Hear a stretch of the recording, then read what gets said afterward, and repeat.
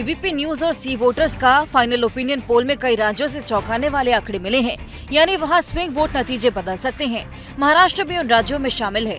वहां swing vote वाली seat कितनी है, उससे पहले देख लेते हैं फाइनल ओपिनियन पोल के नतीजे क्या कहते हैं।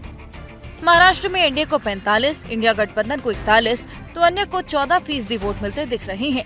अगर ये वोट सीटों में तब्दील होते हैं तो किसको कितनी सीट मिलेंगी, ये भी देख लेते हैं। महाराष्ट्र में पिछले चुनाव से लेकर अभी तक काफी कुछ बदल गया। शिवसेना और एनसीपी में दो फाड़ हो चुकी है। अब सवाल है कि क्या वहां पर भी स्विंग सीटों का चक्कर है। तो फाइनल ओपिनियन पोल के मुताबिक महाराष्ट्र में 48 में से 28 सीट ऐसी हैं जहां मुकाबला दिलचस्प है।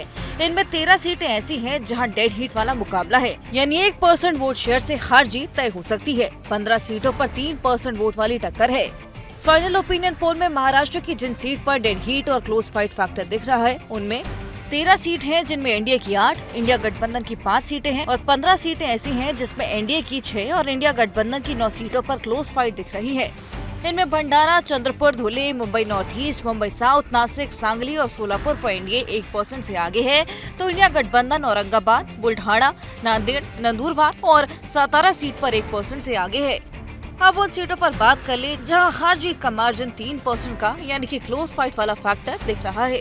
ऐसी 15 सीट है जहां क्लोज फाइट यानी कि 3% का मार्जिन है। इनमें से एनडीए बीड, डिंडोरी, कोल्हापुर, रामटेक, ठाणे और वर्धा से आगे है, जबकि इंडिया गठबंधन अहमदनगर, बारामती, भिवंडी, गढ़चिरौली, हटकांगले, हिंगोली, रायगढ़, शिरडी और यवतमाल यानी कि 9 सीटों पर 3% वोट के अंतर से आगे है।